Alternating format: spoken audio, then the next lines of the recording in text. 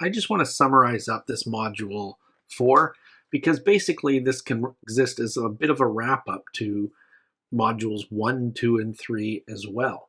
So basically, if you combine modules 1, 2, 3, and 4 to see what we've been doing, at the main heart of it is Newton's second law, which is this. This says that the sum of all forces acting on an object is related to the mass and the acceleration of the object. This is a profound formula that explains a lot of things. And remember, we saw if all the forces balanced out so that they all added up to 0, then an object's acceleration was 0 meters per second squared. And that meant the object's state of motion didn't change. So that meant if you were moving, you kept moving in a straight line at constant speed. And if you were at rest, you stayed at rest. This was also known as static equilibrium. And so if you were moving and kept moving in straight lines at constant speed, sorry, I'll just go down here, this means you're staying at constant velocity. And if that's the case, we can analyze the motion of the object with this equation. I'm just going to call this equation sort of 1 there. So all of this was Newton's first law, pretty much. Now, where we saw things get a little more interesting in this last chapter was if the forces didn't add up to 0 newtons, then acceleration was not 0. There was an acceleration, which basically means an object's state of motion will change. Or in other words, velocity changes. And that could mean a change in direction or a change in magnitude. But what it also means is that if we're going to analyze motion for constant acceleration, we use these 3 equations.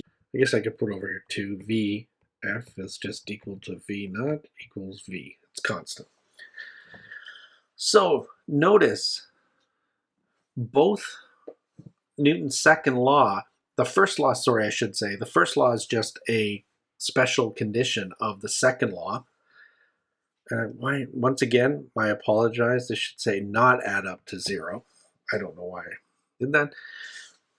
But the main thing is we analyze these types of problems the same way. What did we do? We did free body diagrams. We put on a coordinate system, x and y axes. We broke all the forces down into components, x and y, and we added all those forces up. Now, if they told us that it's a static equilibrium problem or constant velocity, we just then set a equals to 0. But if we can't, or if we don't know it equals 0, we just say it's equal to ma. But we did the same problem-solving techniques to solve. And once we had that, we could also analyze motion of an object using kinematics. Remember, this whole thing is what's called kinematics. And notice the between kinematics and the forces, the main connective tissue is acceleration. So notice, especially in this chapter, some problems you use for F equals ma to do free body diagrams and components and to find and analyze forces.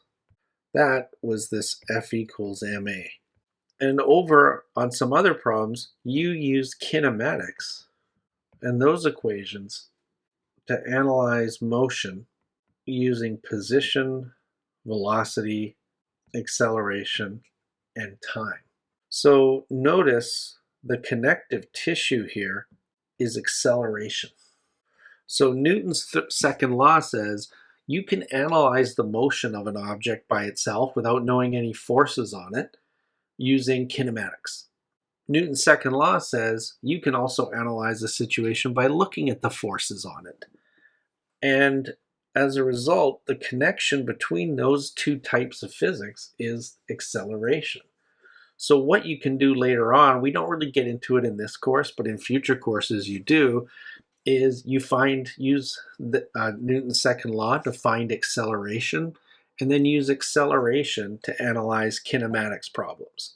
You can also go backwards. If somebody says, I took all this data analyzing an object's motion and I have its acceleration, you could work backwards to figure out the forces acting on the object. The big thing is everything so far has to do, in a sense, with acceleration in an object's motion, even if that motion is technically being at rest. You're just not moving. But I wanted to show you that a good chunk of what we did in modules 1, 2, 3, and 4 all boils down to this and similar problem-solving techniques. Anyways, thanks for watching. Please let me know if you have any questions, and have a great day.